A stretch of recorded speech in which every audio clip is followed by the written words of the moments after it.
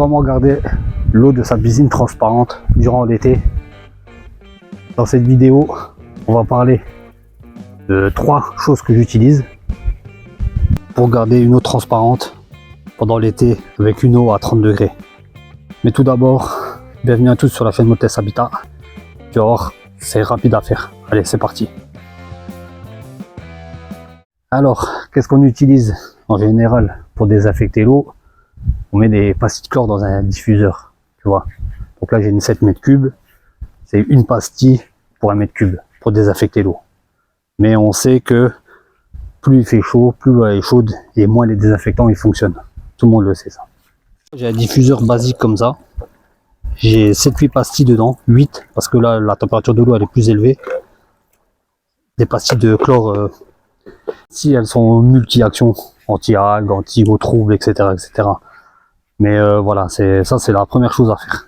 Tu sais très bien qu'il faut désinfecter quand tu as une piscine. C'est simple. Deuxième chose que j'utilise, je vais te montrer. Premier produit qu'on utilise, généralement c'est ça, du chlore. Là c'est du multi-action. Donc longue durée, anti-algues, flocculant. C'est des petites pastilles que tu trouves partout, tu vois, regarde. Tu vois, comme je t'ai dit, ça c'est une pour 1 mètre cube. Moi j'en mets 8 pour 7 mètres cubes parce que l'eau elle est chaude. L'eau, généralement moi je l'ai à 30 degrés. Je la chauffe comme je t'ai dit.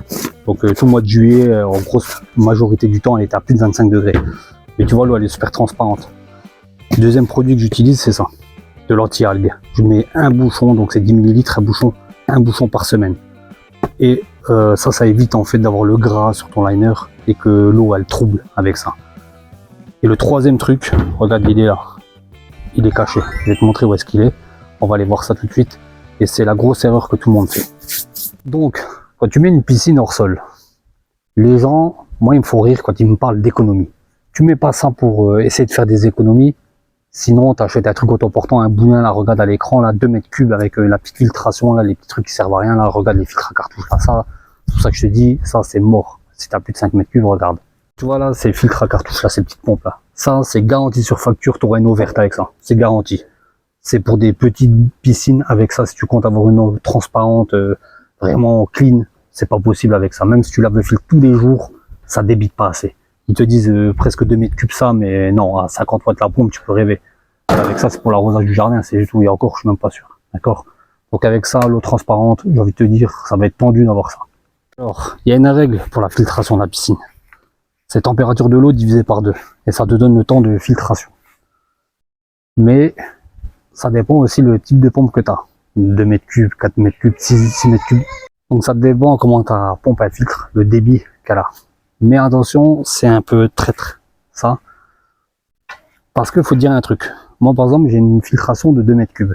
D'accord? Quand je filtre 2 mètres cubes en 1 heure, il faut te dire que là, quand là, je rejette mes 2 mètres cubes en 1 heure, je les mélangeais à de l'eau qui est sale, entre guillemets, où tu as la phytosynthèse qui a commencé, où tu as des impuretés, tu as tout, quoi, hein, tout quand tu as été te baigner.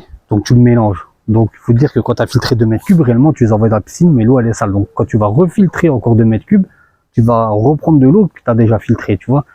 C'est pour ça que ça met du temps et qu'il faut respecter les temps de filtration. Donc, tu peux pas faire d'économie sur la filtration te disant, je l'allume 3 heures par jour, 2 heures. Si, ça marche quand ton eau, elle est en dessous de 20 degrés. Mais c'est pas pour rien qu'on te dit, il faut prendre le temps de la piscine, diviser par 2. Et encore, limite, avec une eau à 30 degrés sur plusieurs jours, pour moi, c'est H24 la filtration. Tu es obligé. Et en fait, le secret, il est là, c'est tout bête, il faut que tu filtres, t'as pas le choix. Si tu fais le radin sur la filtration, bah ton eau elle va ternir, elle va... Cherche pas, tu vas créer la phytosynthèse, c'est obligatoire, c'est comme ça que ça va se faire. Même si tu as des gros débits de pompe, dès que tu arrêtes la pompe de filtration, l'eau elle reste en surface, donc le processus il redémarre, les désinfectants ils font moins effet, bah du coup à un moment donné, au bout de 2-3 semaines, bah, tu vas te retrouver avec une eau qui va commencer à troubler, tu vas te demander pourquoi, parce que tu mets la pompe en route. Et je vais te montrer sur ma pompe de filtration, tu vas voir l'eau comme elle est filtrée, tu vas comprendre où est-ce que la phytosynthèse elle a fini. Regarde, ça c'est l'eau dans le bac pour laver les pieds. Tu vois, regarde, tu vois, c'est transparent, je te raconte pas de salade. Je vais prendre le même bac, on va aller purger la pompe, on va nettoyer le média filtrant, donc on va aller voir. C'est bien. Donc regarde, moi je filtre à 10 microns avec du verre. Regarde l'eau. Regarde l'eau. Tu vois, ça c'est toutes les algues. La saleté dans l'eau et les algues. Regarde. Parce que je filtre beaucoup. Et tu vois là, t'es là, regarde là, toute l'eau qui coule. Tu vois? Tu vois les algues elles sont là. Regarde. C'est pour ça, le secret il est là. Voilà. Tu vois là mon eau elle est claire, mon média elle est propre. Je vais la relancer. Donc, concernant un peu les pompes de filtration, d'accord? Moi j'ai une piscine de 7 mètres cubes, c'est une 2 mètres cubeur la filtration à verre. Si maintenant tu as une piscine plus grosse, admettons 20 mètres cubes, tu as une piscine, tu as une pompe de 10 mètres cubeurs par exemple. Tu te dis bah en 2 heures j'ai filtré tout l'eau du bassin. C'est vrai, la réalité elle est là, on va dire en 2-3 heures tu as filtré ton bassin.